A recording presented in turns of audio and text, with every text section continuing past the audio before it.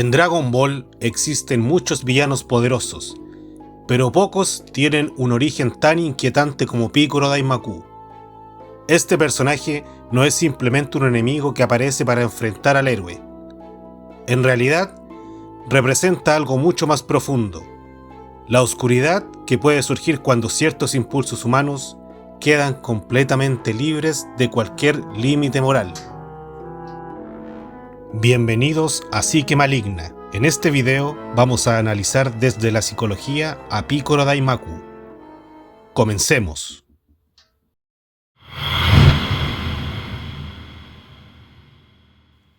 La historia de Piccolo Daimaku comienza antes de su enfrentamiento con Goku.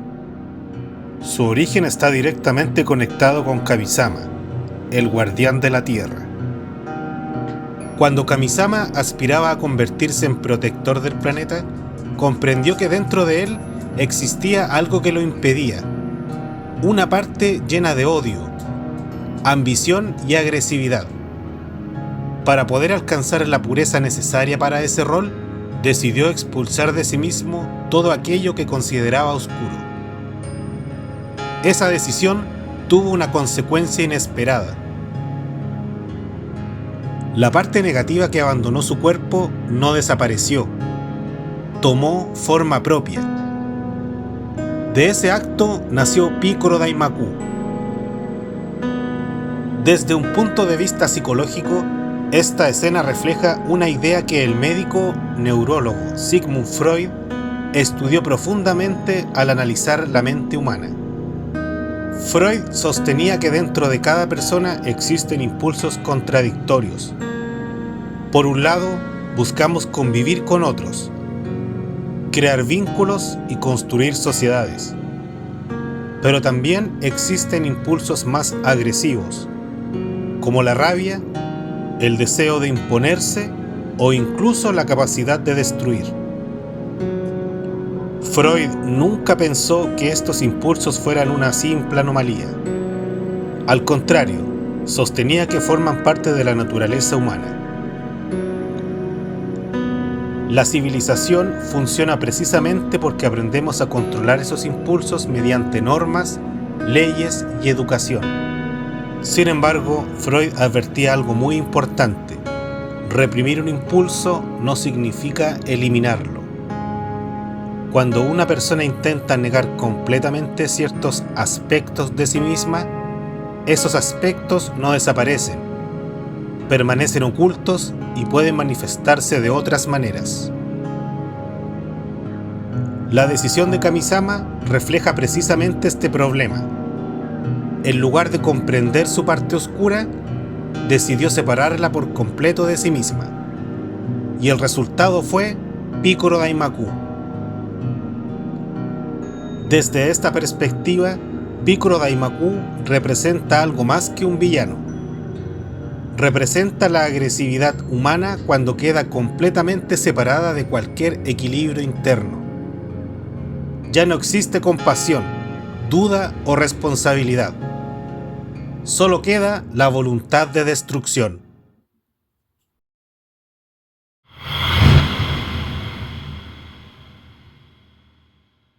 Para comprender realmente la mente de Piccolo Daimaku, es importante recordar que su historia no comienza cuando Pilaf lo libera, ya que el propio maestro Roshi explica que este villano había aparecido en la Tierra muchos años antes de los acontecimientos principales de Dragon Ball.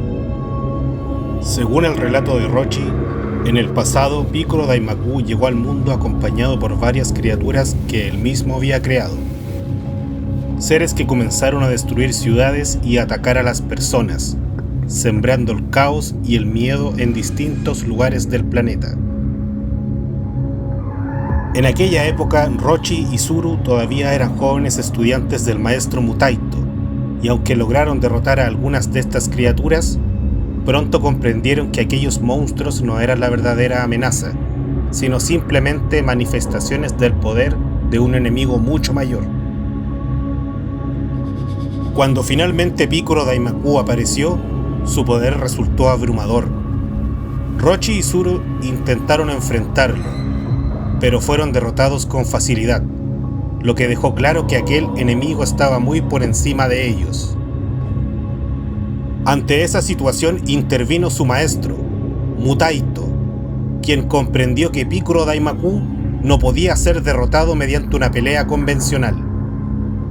Fue entonces cuando utilizó una técnica extremadamente peligrosa, conocida como el Mafuba, una técnica capaz de sellar al enemigo dentro de un recipiente.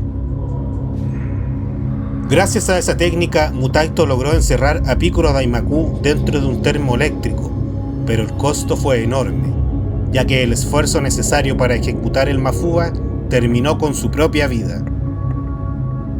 De esta manera, el villano quedó sellado durante muchos años, hasta que finalmente Pilaf, movido por su propio deseo de conquistar el mundo, terminó liberándolo. Cuando Picoro Daimaku recupera su libertad, su reacción no es de gratitud ni de reconocimientos a quienes le ayudaron a salir de su prisión. Desde el primer momento, queda claro que su atención está dirigida hacia algo mucho más amplio, la humanidad misma. Picoro Daimaku muestra un profundo desprecio hacia el mundo humano, y para él las ciudades, las leyes y las instituciones creadas por los hombres carecen completamente de valor. Aquí es donde el pensamiento del filósofo Friedrich Nietzsche puede ayudarnos a comprender su mentalidad, ya que Nietzsche explicó que muchas veces el poder puede separarse por completo de los valores morales tradicionales. Cuando esto ocurre, el mundo deja de organizarse alrededor de ideas como la justicia o la compasión y pasa a regirse únicamente por la fuerza. Picoro Daimaku encarna precisamente esta forma de entender el poder. Una de sus primeras decisiones consiste en eliminar a los artistas marciales del mundo, porque entiende que ellos representan una posible amenaza para su dominio. Para llevar a cabo este plan, crea nuevas criaturas, entre ellas Tamborin, quien comienza a perseguir y asesinar a los participantes del torneo de artes marciales. Sin embargo, la relación entre Picoro Daimaku y sus hijos revela algo interesante sobre su carácter. Aunque no muestra afecto en el sentido humano, tampoco los trata con desprecio, ya que sus hijos parecen ser extensiones de su propia existencia. Cuando Tamborin es derrotado por Goku, ocurre algo revelador. Picoro Daimaku sufre un intenso dolor en la cabeza, lo que muestra que existe una conexión real entre él y las criaturas que crea.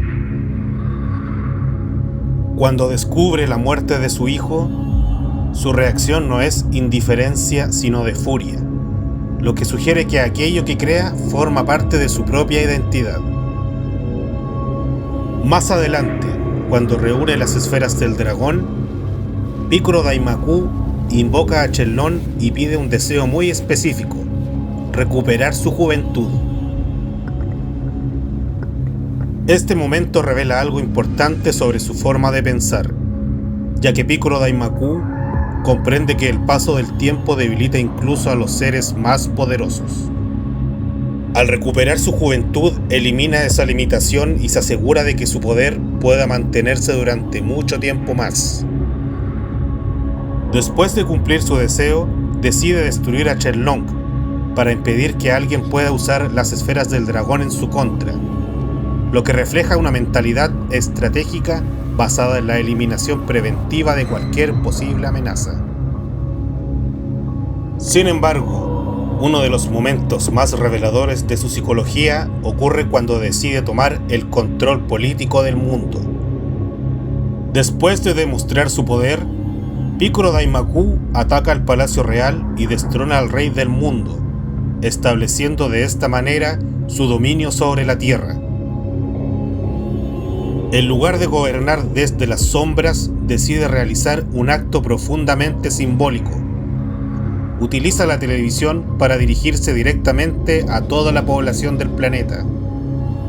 Durante esa transmisión anuncia que el mundo ahora le pertenece, pero su mensaje no se limita a declarar su dominio, sino que introduce una idea mucho más inquietante. Picoro Daimaku proclama que a partir de ese momento el mal será permitido, declarando que cada año elegirá una región del mundo que será destruida y animando además a las personas que tengan impulsos violentos o malvados a actuar libremente. Este momento revela algo muy profundo sobre su forma de entender el mundo, ya que Piccolo Daimaku no busca simplemente gobernar a los humanos, sino destruir el orden moral que sostiene a la sociedad. Desde la mirada de Nietzsche, este gesto puede interpretarse como una ruptura radical con la moral tradicional. Piccolo Daimaku no reconoce la validez de las normas humanas, y para él, conceptos como justicia o bondad carecen completamente de valor. Al invitar a las personas a cometer actos malvados, está demostrando que considera esas normas como una construcción débil creada por los propios humanos.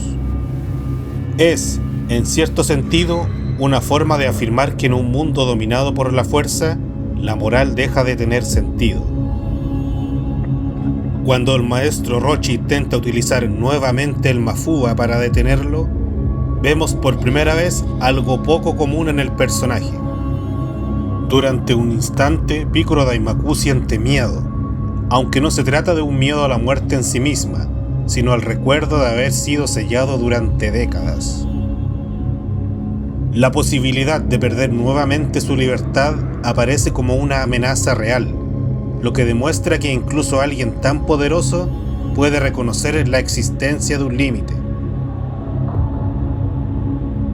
Finalmente, su reinado de terror llega a su fin cuando se enfrenta a Goku. Este enfrentamiento representa algo más profundo que una simple batalla física, ya que pone frente a frente dos formas completamente opuestas de entender la fuerza. En ese contraste se revela una de las ideas centrales del personaje. Cuando el poder se separa completamente de cualquier sentido de humanidad, puede transformarse en una fuerza que solo deja destrucción a su paso. Si observamos a Piccolo Daimaku desde una perspectiva clínica, algunos rasgos de su comportamiento pueden compararse con descripciones del DSM-5. Por ejemplo, su desprecio por las normas humanas, su indiferencia ante el sufrimiento y su disposición a destruir ciudades recuerdan características asociadas al trastorno de personalidad antisocial, comúnmente relacionado con la psicopatía. Sin embargo, su perfil no encaja completamente con ese cuadro, ya que muestra una reacción emocional cuando sus hijos son destruidos, lo que sugiere que no es totalmente indiferente a todo lo que considera parte de sí mismo. También aparecen rasgos de narcisismo, especialmente en su sensación de superioridad frente a la humanidad. No obstante, a diferencia del narcisismo típico, Piccolo Daimaku no busca admiración ni reconocimiento. Por ello, más que representar un trastorno específico, el personaje parece encarnar una forma extrema de poder, desligada de cualquier límite moral.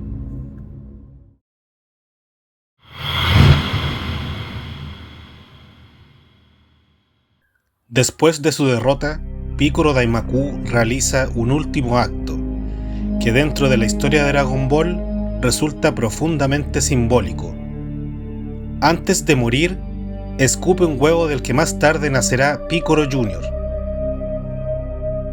A primera vista, esta escena puede parecer simplemente un recurso narrativo para que el personaje continúe existiendo dentro de la historia.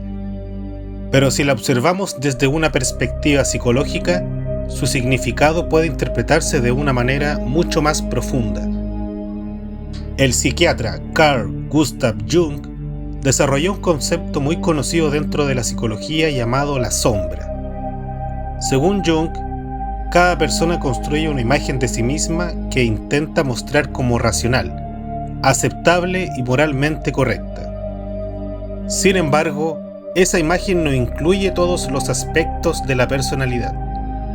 Existen emociones, impulsos y deseos que muchas veces resultan incómodos, como la agresividad, el deseo de dominar o incluso el odio. Estos elementos suelen ser rechazados porque contradicen la imagen que queremos tener de nosotros mismos. Todos esos aspectos rechazados forman lo que Jung llamó la sombra. Lo importante es que la sombra no desaparece simplemente porque intentemos ignorarla. Puede permanecer oculta durante mucho tiempo, pero sigue formando parte de la personalidad. La historia de Picoro Daimaku refleja esta idea de una forma bastante clara. Su propio origen ya representaba la oscuridad expulsada por Kamisama, una parte negativa que fue separada para alcanzar la pureza necesaria para convertirse en guardián de la tierra. Sin embargo, la muerte de Picoro Daimaku introduce una idea aún más interesante, porque su último acto sugiere que esa oscuridad no desaparece cuando es derrotada. El nacimiento de Picoro Jr. simboliza precisamente eso. Aquello que fue expulsado o destruido puede regresar bajo una nueva forma. Desde la perspectiva de Jung, esto refleja una idea fundamental sobre la naturaleza humana. La sombra nunca desaparece completamente. Siempre permanece como una posibilidad dentro de la personalidad. Lo que sí puede cambiar es la forma en que esa oscuridad se relaciona con el mundo. Y en la historia de Dragon Ball, esto se vuelve especialmente interesante más adelante, cuando el nuevo Picoro comienza a desarrollar una personalidad distinta a la de su predecesor. Desde esta perspectiva, la muerte de Picoro Daimaku no representa simplemente el final de un villano, sino la continuidad de una dimensión más profunda de la personalidad. La historia parece sugerir que la oscuridad no puede ser eliminada por completo, sino que debe ser comprendida e integrada, una idea que Jung consideraba esencial para el desarrollo psicológico. En ese sentido, el nacimiento de Picoro Jr. puede interpretarse como un recordatorio de que aquello que llamamos mal no siempre desaparece cuando es derrotado. A veces simplemente cambia de forma y espera una nueva oportunidad para manifestarse.